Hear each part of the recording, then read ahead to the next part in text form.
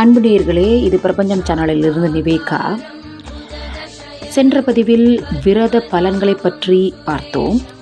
இப்பொழுது விரதத்தின் விதிகளை பற்றி பார்ப்போம். விரதத்தை தொடங்குபவர் காலையில் எழுந்து தம் கடமைகளை முடித்து முன்னாளும் உபவாசியராய் குரு சுக்கிரர் அஸ்தம் உதயம் மூடங்களாகிய காலங்களையும் மலமாமசங்களையும் சிங்க மகா அஸ்தமனங்களையும் விஷகண்ட முதலிய ஷட்கண்டங்களையும் தீய நாட்டங்களையும் தவிர்த்து குற்றமில்லாத சுபதினமாகிய நாட்களில் விரதங்களை தொடங்க வேண்டும். சுமங்கலியின் புருஷன் அனுமதியின்படி விரதங்களை அனுஷ்டித்தல் வேண்டும். அவ்வாறு செய்யாத பெண் புருஷனையும் சொர்க்கத்தையும் இழக்கிறாள். வீட்டு விளக்கானவர் சண்டாளர் பாவிகள் போன்றவர்களை தீண்டக்கூடாது. இந்த விரதம் எடுக்கும் பெண்கள். பெண் மோகம் மனதில் தோன்றாமல் மனதை பக்குவப்படுத்துதல் முக்கியம். விரதத்தில் 3 நாள் உணவின்றி இருக்க வேண்டும். இது விதி. மாத விரதங்களில் சித்திரை மாத விரதமாக 1ஆம் தேதி தமிழ் வருடப்பிறப்பு விஷு புண்ணிய காலம். இந்நாளில் புத்தாடை அணிந்து ஆலயங்களுக்கு சென்று வழிபாடு செய்வது இந்த ஆண்டில் நமக்கு நன்மைகள் பல கிடைக்க வழிவகை செய்யும். இதில் உள்ள சித்ரா பௌர்ணமி. இன்று ஒருவேளை உணவு உண்டுவிட்டு லக்ஷ்மி நாராயணர் ஆலயங்களுக்கு சென்று தரிசனம் பெற்று வருதல் நன்மை தரும்.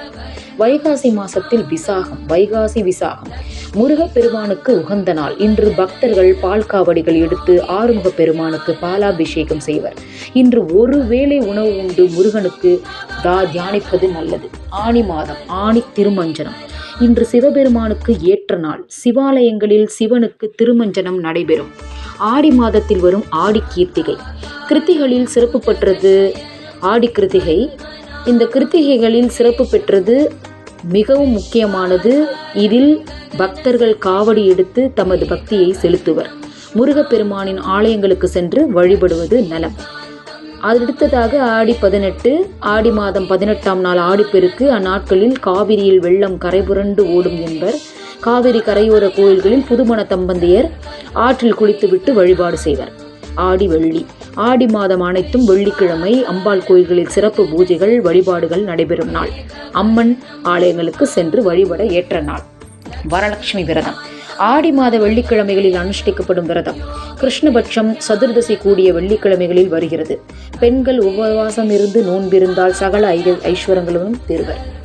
அமாவாசைகளில் சிறந்தது என சாஸ்திரங்கள் கூறுகின்றன. ஆடி அமாவாசை. இதில் புண்ணிய நதிகளில் நீராடி பித்ரு தர்ப்பணம் செய்தல் சிறப்பு. ஆவணி மாதத்தில் ஆவணி அவிட்டம், அதாவது பூநூல் அணிந்திருப்பவர்கள் இன்று புத்தாடை அணிந்து புதிய பக்னோபவிதம் அணிந்து காயத்ரி ஜபம் செய்தல் வேண்டும். அடுத்ததாக அதில் கோகுலாஷ்டமி. கண்ணன் பிறந்த நாள். கண்ணனின் பிரதமையோ அல்லது படத்தையோ வைத்து அதன் பின்னால் புன்னை இலையை கொத்தாக வைக்க வேண்டும். கிருஷ்ணருக்கு பிடித்தமான பால், தயிர், வெண்ணெய் முதலியவைகளையும் முறுக்கு, சீடை முதலிய தின்பண்டங்களையும் செய்து வைத்து வழிபாடல் செய்ய மிகவும் நல்லது. வணக்கம் நேயர்களே.